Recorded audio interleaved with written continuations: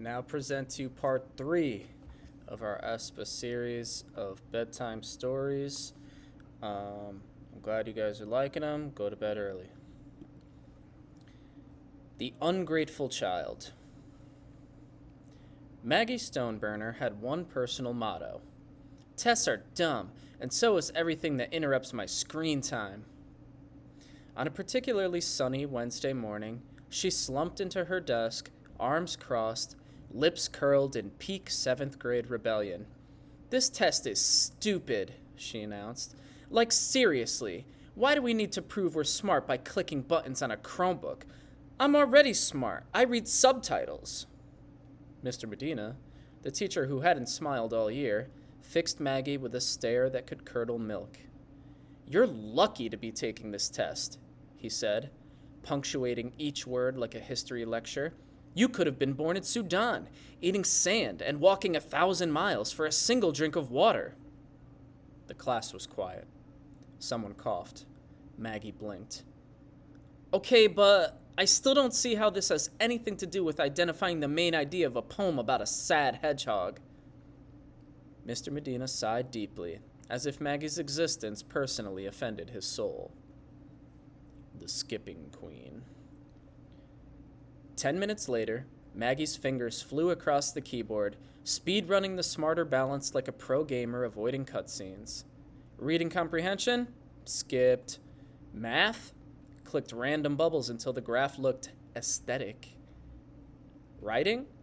She typed IDK. It was about a duck, or whatever. Back at home, she flopped onto her velvet beanbag chair, grunting in dissatisfaction. "Ugh, it's like hot.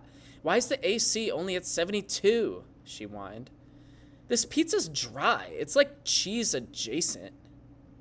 "Mom, you got the wrong mint chip. This one has chunks. I said flakes." Her mom stared blankly, likely planning a strategic escape. That night, Maggie fell asleep whispering sweet nothings to her phone.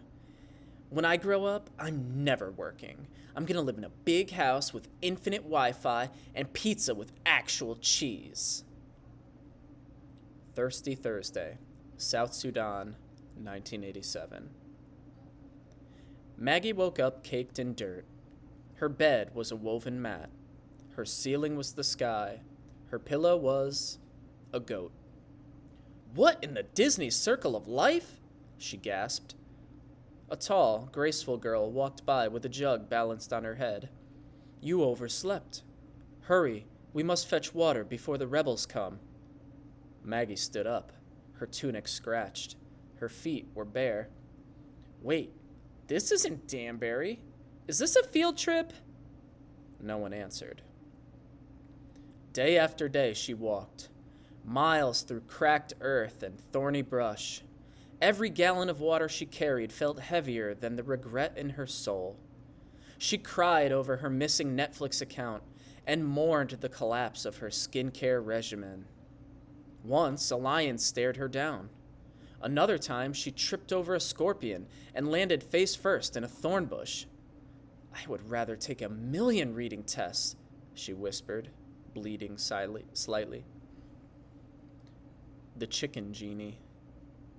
One scorching day, with a temperature of 113 degrees, Maggie stumbled near the watering hole and came face to face with a boy her age, or possibly a hallucination. It was John, the kid from her English class who once asked if a sandwich could be a metaphor. He was barefoot, wore a robe made of palm fronds, and had a chicken nesting in his hair. "John?" Maggie cried, falling to her knees. "Why are you here? And why do you have a chicken on your head?" "Time is an omelet," he whispered, "and you are the egg."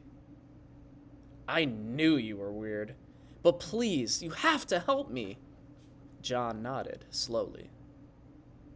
"I met the water god, Salva. He gave me the power to grant wishes, but only if you solve one grammar riddle." Maggie's eyes widened in horror. "Grammar? But I skipped that! I thought knowing how to read was enough." John smiled, clearly enjoying her panic. What's the difference between your and your when you're dying of thirst? Maggie blinked. She opened her mouth, closed it, opened it again. Your is like a thing? And your is like when you are? Or something? John sighed. Incorrect. Your suffering continues. Please, I get it now. I was wrong. I'm sorry for not trying. I'll pay attention, I swear. John's eyes softened. He lifted the chicken from his hair, revealing a glowing clutch of eggs. Think of your wish, close your eyes, crack the egg. She did.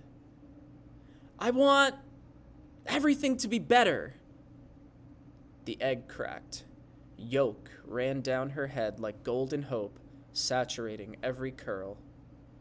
Your wish is granted, John said, placing the chicken back on his head. See you soon. The next morning, Maggie awoke, but not in her room.